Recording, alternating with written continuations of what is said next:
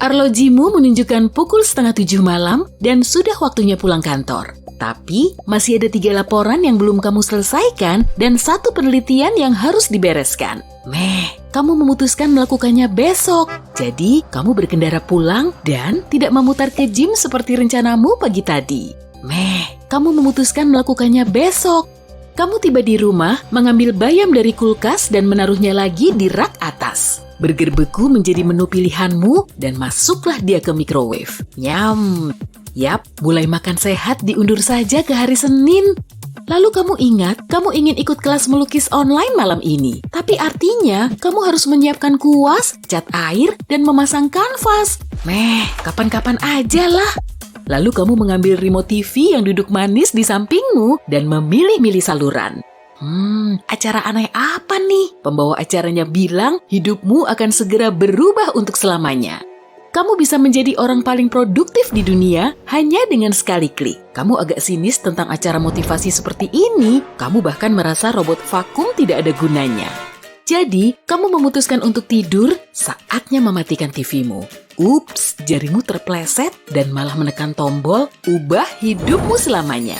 Keesokan paginya, kamu bangun dengan tekad bulat ke kantor secepatnya. Begitu sampai di kantor, kamu membuat sejumlah perubahan besar. Kamu mematikan semua notifikasi aplikasi media sosial dan memindahkan semua ikonnya ke satu folder di tab terjauh di ponselmu. Semua ini cuma butuh 20 detik. Lalu, kamu menghapus email pribadimu dari bookmark di browser. Semua situs web kocak untuk membuang waktu juga kamu hapus untuk selamanya. Semua ini juga cuma butuh 20 detik. Wah, tidak seperti biasanya. Kamu merasa semangat sekali untuk mulai bekerja. Salah satu rekan kerjamu memperhatikan perubahan ini dan bertanya, apakah kamu akhirnya mulai mengikuti aturan 20 detik? Rekanmu bilang, kemalasan adalah sifat mengakar manusia. Otakmu punya pengaturan defaultnya sendiri, sama seperti ponselmu. Salah satunya adalah mengikuti pilihan yang paling mudah dijalani. Untungnya, kamu bisa melatih kembali otakmu dan mengubah pengaturan default ini ke yang baru. Biasanya, semua ini cuma butuh 20 detik. Tugasmu adalah menciptakan sebanyak mungkin rintangan menuju kegiatan yang menghentikanmu dari produktivitas. Kalau kamu harus masuk ke akun pribadi dengan mengetik password terlebih dahulu, kamu tidak akan lagi membuka media sosial setiap semenit sekali. Dengan membuang semua junk food di rumah, kamu harus pergi ke toko untuk membelinya. Setelah beberapa kali bolak-balik, nafsu makan junk foodmu pasti akan terkikis. Kalau remote-mu ada di laci meja di seberang ruangan dan baterainya ada di dapur, kamu akan enggan repot-repot bangun dan berjalan jauh cuma untuk menonton TV. Untuk kegiatan yang produktif, biasanya bagian tersulitnya adalah langkah pertama. Makin banyak energi permulaan yang kamu butuhkan untuk melakukan sesuatu, makin kecil kemungkinan kamu akan melakukannya. Jadi, kamu harus mempermudah dirimu sendiri agar lebih produktif daripada menunda-nunda. Saat kamu menata ulang home screen dan menaruh semua file di dalam folder yang cuma butuh sekali klik, maka semuanya akan jauh lebih mudah. Kalau kamu membeli makanan sehat dan tidak punya alternatif junk food di rumah, kamu akan makan makanan sehat. Kamu bisa memasak makanan sendiri di akhir pekan dan memanaskannya saat ingin menyantapnya. Kalau kamu mengambil kuas dan cat air, lalu menyiapkan kanvas sekali saja, kamu akan mulai menggunakannya. Remote yang sebelumnya menghalangimu sudah pergi jauh. Untuk sejumlah hal lain, proses ini mungkin butuh lebih dari 20 detik, tapi semua waktu yang kamu habiskan menggunakan metode ini memberimu peningkatan produktivitas berjam-jam. Setiap kali melakukan suatu kegiatan dengan berbeda, otakmu membuat kebiasaan baru ini menjadi otomatis. Kamu bisa memikirkan kegiatan baru untuk dimasukkan ke daftar kegiatan 20 detik ini sebelum tidur setiap malam. Tiba-tiba, kamu merasa perlu mengobrol dengan rekan-rekan dari tim pemasaran. Mereka adalah pekerja paling keras di kantormu, para pekerja rajin yang sudah seperti hidup di kantor. Kamu mengeceknya di internet dan menemukan ada kebiasaan lain dari orang-orang penuh motivasi. Mereka bergaul dengan orang lain yang motivasinya juga tinggi. Dorongan dan semangat ini menular. Saat kamu mengelilingi diri sendiri dengan orang-orang berstandar di atasmu, kamu meningkatkan ekspektasimu atas diri sendiri dan tidak pernah berhenti berkembang. Selagi terus meningkatkan keterampilan, produktivitasmu juga tumbuh. Ini mirip memperbarui perangkat lunak di laptop. Makin baik perangkat lunaknya, makin produktif laptopmu. kamu bisa melakukan tugas yang sama dengan lebih baik dan dalam waktu lebih singkat. Kamu melihat banyak pot tanaman dan lukisan hijau di tiap meja tim departemen pemasaran. Mereka bilang, warna hijau bisa mengaktifkan area kreativitas dan motivasi di otakmu. Ini juga penyebab mereka menambahkan filter hijau ke video yang mereka tonton untuk presentasi dan sering makan siang di luar untuk melihat lebih banyak warna hijau. Hei, sudah jam makan siang. Seperti orang-orang termotivasi lainnya, kamu makan banyak tuna. Tuna dipenuhi vitamin B6 dan membuatmu merasa lebih bahagia. Ini juga mencegahmu hilang fokus, menjadi hiperaktif, dan bersikap impulsif yang semuanya kontraproduktif. Terung cocok untuk hidangan utamamu karena memiliki komponen yang membuat sel-sel otakmu tetap aktif agar kamu selalu siaga. Bayam dan sayuran berdaun hijau lain membantumu belajar lebih cepat. Jadi, masukkan ke piringmu juga ya. Sebagai hidangan penutup, siapkanlah Greek yogurt dengan blueberry dan kacang pekan. Ragam nutrisi ini membantumu tetap fokus, bahagia, dan bekerja lebih keras. Secangkir teh hijau bisa menjadi pelengkap sempurna makananmu. Katekin di dalamnya membantu mentalmu lebih rileks, meningkatkan fokus, dan mempertajam daya ingat. Kamu kembali ke meja dan merapikan semuanya. Kamu memberi kode warna ke semua laporan dan folder, lalu mengaturnya di rak folder. Pena dan alat tulis juga masuk ke tempatnya. Saat kamu tidak perlu pusing-pusing mencari barang, semua energi yang kamu hemat akan tersalurkan ke pekerjaan. Akhirnya, meja kerjamu yang seperti kapal pecah sudah rapi. Tidak ada lagi gangguan dan penghambat produktivitas. Kamu duduk dan mendengarkan lagu peningkat produktivitas di headphone. Musik memengaruhi otak dan memicu reaksi fisik. Beberapa komponen di dalamnya seperti bass yang berat atau solo gitar yang intens membuatmu merasa lebih siap dan bersemangat. Tugasmu hari ini masih banyak. Kamu pun membuat jadwal untuk semua tugas. Seperti yang dilakukan semua pekerja produktif, tenggat waktu adalah motivator terbaik. Meski atasanmu tidak memberimu tenggat, kamu bisa membuatnya sendiri. Kamu membuat slot waktu untuk tiap tugas yang harus kamu lakukan dan menulisnya di tabel. Untuk merapikan laporan, kamu menyediakan waktu 3 jam dan tidak akan melakukan kegiatan lain selama waktu itu. Meski menantang, tenggat waktu ini masih bisa terpenuhi. Menyelesaikan jadwalmu satu persatu membuat hatimu tenang. Pekerjaan hari ini pun beres. Kamu bergegas ke restoran favoritmu untuk bertemu sejumlah teman. Perubahan pertama yang mereka lihat darimu adalah pose tegapmu. Mereka sadar caramu berdiri bisa mengubah citramu. Saat dadamu terangkat, lenganmu terentang, dan tidak membungkuk, kamu terlihat seperti mencoba mengambil lebih banyak ruang. Meski kamu menahannya selama 2 menit saja, hormon kepercayaan dirimu meningkat pesat. Cara orang lain melihatmu dan cara kamu memandang diri sendiri membuatmu yakin kamu bisa melakukan lebih banyak. Dan memang begitu adanya. Memilih baju untuk ke kantor juga mendorongmu untuk bekerja sebaik mungkin. Saat mengenakan pakaian yang membuatmu lebih rupawan dan nyaman, kekuatan ekstra tersuntik ke dirimu. Motivasi barumu menular. Sekarang, semua temanmu mengingat sejumlah saran yang mereka pelajari. Cindy bilang, salah satu cara berhenti menunda-nunda adalah memaafkan dirimu sendiri atas penundaan yang kamu lakukan di masa lalu. Kamu harus menerima kenyataan bahwa kamu tidak terlalu produktif kemarin atau 2 minggu lalu. Saat sudah memaafkan diri sendiri, kamu bisa melanjutkan hidup dan fokus pada target masa depanmu. Pandu mengingat aturan 80-20. Atau prinsip Pareto yang mengatakan 20% usahamu memberikan 80% hasil. Dan 80% inilah yang penting. Saat punya banyak tugas, kamu harus menulisnya. Kemudian, coba temukan 2 yang paling penting.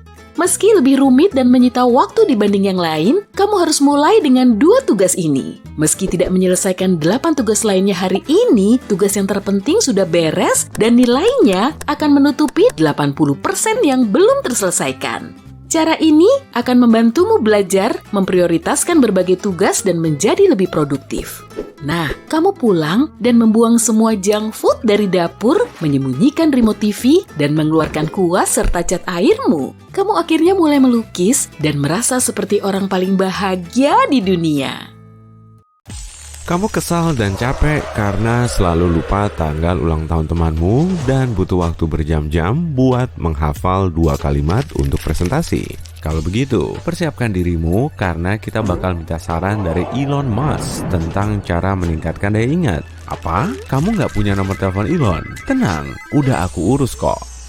Di tahun 2001, Elon Musk menelepon insinyur mesin Jim Cantrell yang pernah bekerja untuk Badan Antariksa Prancis. Musk ingin tahu apakah dia bisa mengirim pesawat antariksa ke Mars. Elon berniat membuat roket, jadi dia meminjam beberapa buku tentang topik itu dari Cantrell.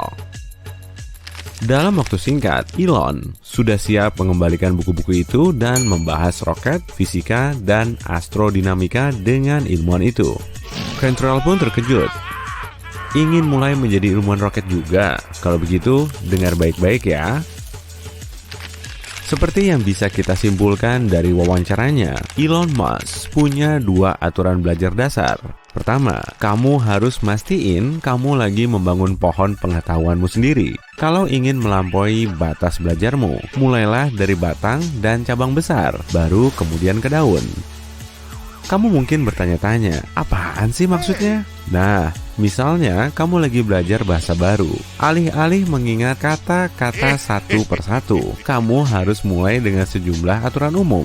Saat kamu sudah memahami dan menghafalnya, kamu akan membangun batang yang kuat untuk pengetahuanmu. Apapun yang kamu pelajari, kamu bisa mencoba cara ini, mulai dari fisika sampai tren TikTok. Aturan kedua, kamu tidak bisa mengingat apapun kalau kamu nggak nyambung. Elon Musk tidak pernah belajar secara acak. Dia menghubungkan setiap informasi baru dengan pengetahuan lebih dasar dan solid yang sudah dia miliki. Jadi, alih-alih mengumpulkan informasi-informasi kecil dan melemparkannya ke api yang pada akhirnya akan habis terbakar, kamu harus menemukan cara untuk menghubungkan daun dan cabang pohon pengetahuanmu, lalu biarkan tumbuh.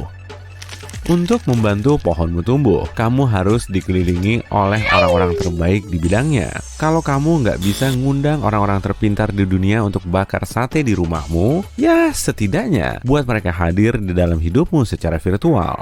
Tonton wawancara mereka, dengarkan podcast, dan baca sebanyak yang kamu bisa. Mas merekomendasikan buku-buku tentang orang-orang jenius lainnya, serta bacaan umum sebanyak mungkin.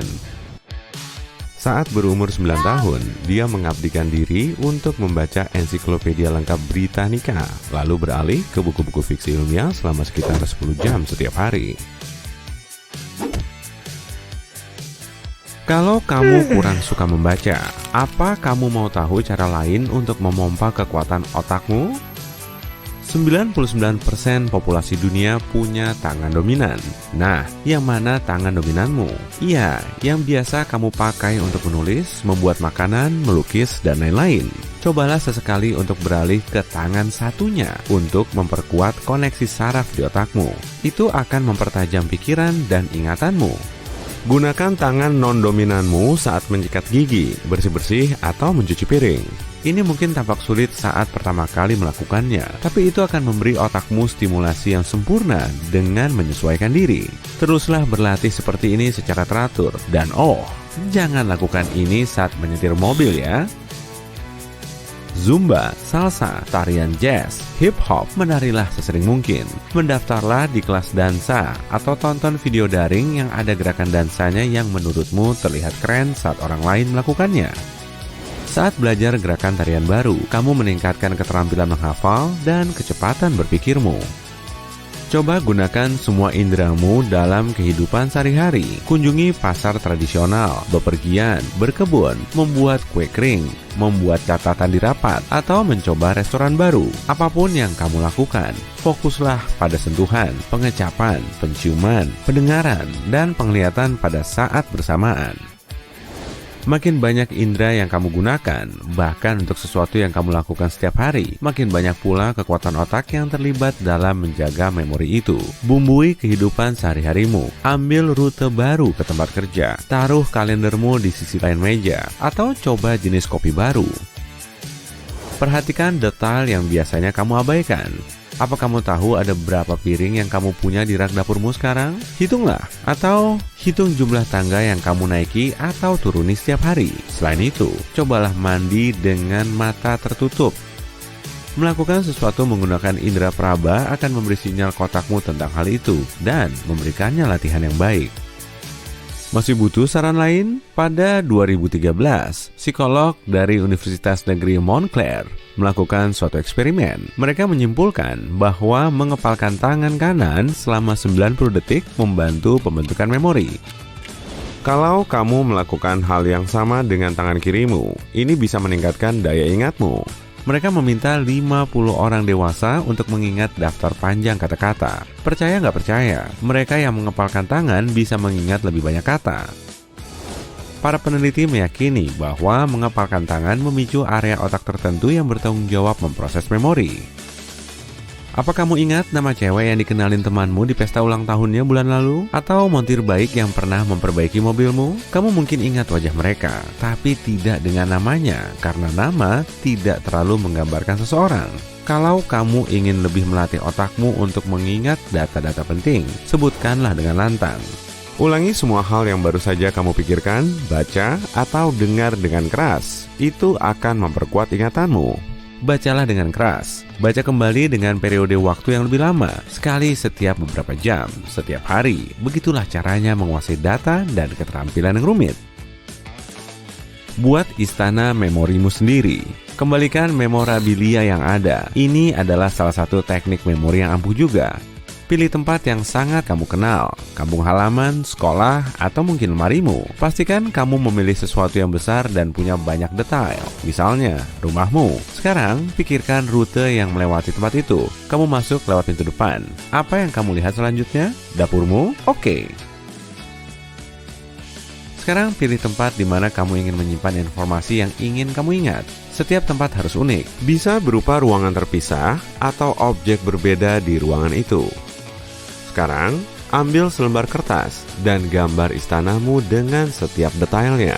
Setelah selesai, tutup matamu dan visualisasikan gambarnya. Buka matamu dan bandingkan gambar yang ada di dalam pikiranmu dengan apa yang kamu punya di kertas. Teruslah berlatih sampai semuanya cocok sempurna. Bagilah informasi yang ingin kamu hafal menjadi beberapa bagian dan sebarkan ke seluruh istanamu. Jika kamu mencoba mengingat pidato di luar kepala, taruh kalimat pertamamu di keset dan selanjutnya kalimat demi kalimat di sekitar rumah. Buat sistem kode sendiri. Jangan cuma gunakan kata-kata dan angka. Angsa bisa menggantikan nomor 2 dan marching band bisa mewakili Maret. Cobalah untuk menemukan simbol yang membuatmu merasakan sesuatu yang bisa bergerak dan bersuara, apapun yang membantumu mengingatnya. Kunjungi istana memorimu setiap hari setidaknya selama 15 menit. Berjalanlah melewatinya seperti yang kamu lakukan saat tamasya museum. Tapi perhatikan baik-baik kali ini. Kamu bisa berjalan melalui semua rute atau fokus pada satu ruangan per hari. Tutup saja matamu dan pergi ke sana kapanpun ada waktu.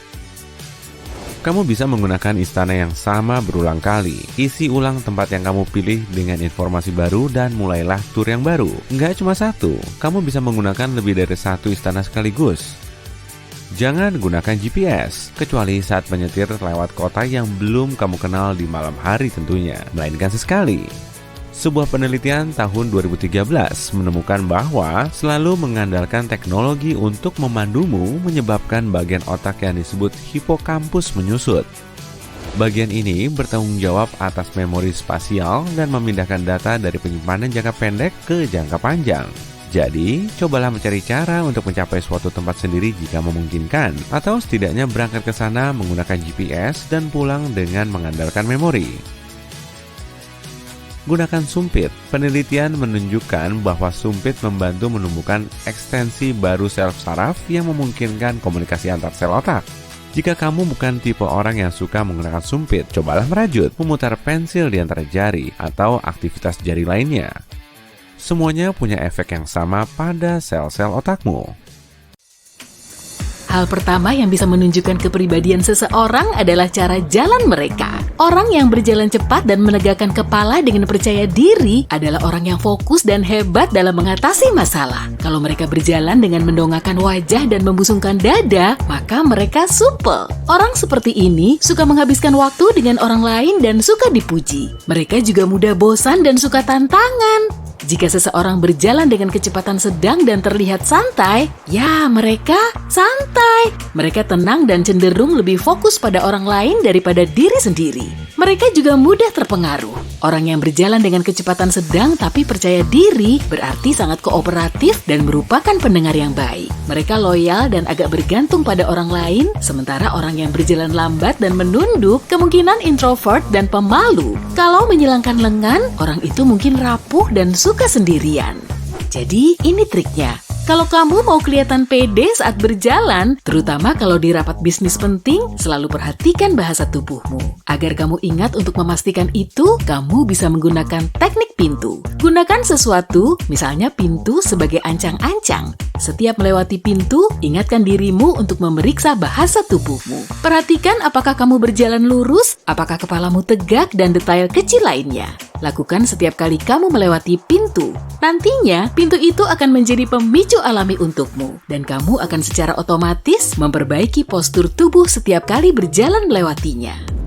Oke, kembali ke petunjuk. Perhatikan cara orang itu berpakaian. Kamu mungkin tidak mau memakai sesuatu yang bukan gayamu atau suasana hatimu, begitu juga orang lain. Orang yang berpakaian kasual biasanya mudah bergaul, suka kenyamanan, dan memilih menjadi diri sendiri. Dia merasa tidak perlu membuat siapapun terkesan. Orang yang memakai baju dengan pola warna-warni biasanya kreatif dan suka mengekspresikan diri lewat pakaian. Orang yang memakai pakaian desainer dan menunjukkan logonya biasanya suka pamer dan menunjukkan statusnya.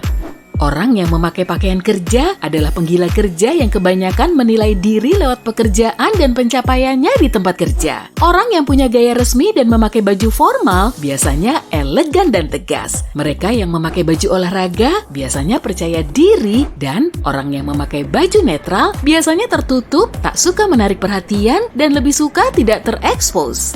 Bahkan pilihan sepatu pun bisa memberitahumu sesuatu loh. Dalam sebuah penelitian, sejumlah orang diperlihatkan foto sepatu orang lain dan mereka harus menggambarkan kepribadian orang yang memakai sepatu itu. Mengejutkannya, gambaran mereka cukup akurat. Jadi, orang yang memakai sepatu nyaman adalah orang yang ramah. Orang yang sepatunya baru atau dalam kondisi sempurna biasanya manja dan cemas. Pecinta sepatu bot pendek biasanya ambisius. Kalau orang itu membawa tas, perhatikan cara dia membawanya. Kalau tasnya ada di depan badan dan didekap, maka orang itu waspada dan pemalu. Sekarang kita beralih ke jabat tangan. Ini bukan sekadar ritual sosial, tapi juga cara untuk mendapatkan kesan pertama tentang orang itu. Jabat tangan dominan adalah saat seseorang membalikkan tangannya dan membuatnya berada di atas tanganmu. Ini orang dominan yang mencoba menunjukkan siapa yang berkuasa. Dia suka mengendalikan orang lain, tak suka memikirkan pendapat siapapun, dan bahkan terkadang agak memaksa. Jabat tangan patuh adalah posisi kebalikannya. Saat telapak tangan orang itu menghadap ke atas dan tangannya tertutup tanganmu, ini artinya orang tersebut tidak percaya diri dan kamu bisa dengan mudah mendominasi dia kalau kamu mau. Satu lagi adalah jabat tangan lemah. Saat seseorang tidak benar-benar menjabat tanganmu, jabat tangan itu sepihak dan tampaknya hanya kamu yang berjabat tangan. Jabat tangan ini berarti kelemahan dan sikap masa bodoh. Ada juga jabat tangan dua tangan, yaitu saat seseorang menggunakan kedua tangannya, biasanya menaruh tangan kedua di punggung tangan orang lain. Tipe ini menunjukkan orang ini menerima dominasi orang lain, tapi mengundang mereka untuk diskusi. Ini tipikal orang jujur dan terbuka yang suka mendiskusikan sesuatu dan membicarakannya. Namun, jika tangan kedua tidak diletakkan di punggung tangan lawan bicara, melainkan di lengannya, ini cara membela diri dan mengungkap kurangnya kepercayaan. Cara lain untuk menggunakan tangan kedua adalah menyentuh lawan bicara. Jadi, orang ini menjabat tanganmu, tapi juga menyentuh punggungmu, lengan, atau apapun dengan tangannya yang satu lagi. Ini menunjukkan orang itu butuh teman dan kurang komunikasi. Sekarang kita lanjut ke kontak mata. Saat bicara dengan seseorang, perhatikan deh matanya. Orang yang menjaga kontak mata adalah orang yang terbuka. Dia tertarik dengan ucapanmu dan memperhatikanmu, dan orang yang terus memutus kontak mata biasanya gugup dan tidak nyaman.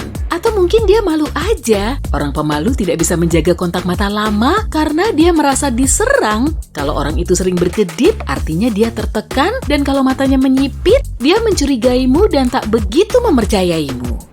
Perhatikan cara orang itu memperlakukan orang yang bekerja di bidang layanan seperti restoran dan hotel, serta retail dan makanan. Pegawai layanan harus baik kepada tamu, tapi tamu tidak perlu membalas sikap itu. Dalam kasus ini, tamu adalah raja. Jadi perhatikan sikap seseorang saat memiliki kuasa itu, apa dia memilih menjadi baik atau memperlakukan seseorang dengan buruk saat tidak punya kewajiban untuk menjadi orang baik?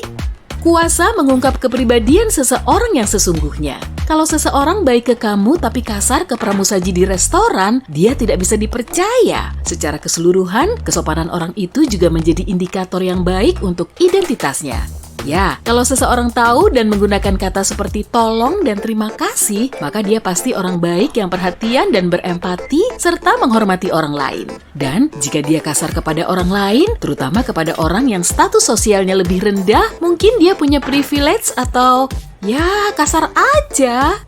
Menariknya, cara hewan bereaksi pada manusia juga bisa mengungkap banyak hal tentang kepribadiannya. Hewan tidak menilai siapapun dari penampilan, cara berpikir, atau pendidikan, jadi akan jauh lebih sulit macam-macam dengan hewan daripada dengan manusia. Hewan menarik pendapat berdasarkan suasana hati, bahasa tubuh, dan ekspresi wajah manusia. Hal itu jauh lebih sulit dikendalikan. Beberapa orang percaya bahwa hewan punya semacam indera keenam dan mereka bisa mencium apakah orang itu baik atau tidak. Jadi kalau hewan suka seseorang, orang itu pasti orang baik. Perhatikan preferensi bacaan seseorang. Orang yang suka buku klasik adalah orang yang berempati dan suka mengenal orang lain secara mendalam. Pecinta buku fantasi adalah pemimpi sejati yang suka lari dari kenyataan dan terkadang aneh. Orang fiksi sejarah, perfeksionis dan suka memperhatikan detail terkecil. Pembaca horor adalah petualang dan selalu mencari adrenalin. Orang yang selalu memeriksa ponselnya mungkin punya emosi yang tidak stabil. Memeriksa ponsel adalah cara seseorang memperbaiki suasana hati. Orang yang selalu berdebat bahkan saat tidak ada alasannya adalah orang yang narsis dan fokus pada diri sendiri. Namun, jika orang itu berdebat tapi punya alasan dan berhati-hati memilih argumennya, artinya dia suka debat yang sehat. Jika orang itu makan dengan cepat, artinya dia punya level kecemasan yang tinggi atau dia harus ke bioskop dan sudah terlambat. Selain itu, perhatikan juga pandangan orang itu saat dia minum dari gelas. Orang yang melihat ke dalam gelas adalah orang idealis dan mawas diri yang terus memikirkan perasaan dan emosi mereka. Orang yang melihat keluar gelas biasanya ekstrovert, cuek, dan bisa dipercaya, tapi mereka bisa mudah terpengaruh. Beberapa orang menutup mata saat minum. Artinya mereka tidak nyaman atau sedang berpikir. Saat bersulang, orang yang gelasnya lebih tinggi memiliki rasa percaya diri tinggi, dan orang yang mengangkat gelasnya lebih rendah berpikir dirinya lebih buruk dari orang lain. Orang yang cerdas cenderung punya tulisan tangan yang jelek, jadi kalau kamu tidak bisa membaca catatan dari kolegamu atau orang asing yang baru kamu temui, jangan terlalu ngejudge ya. Kamu mungkin bertemu orang jenius.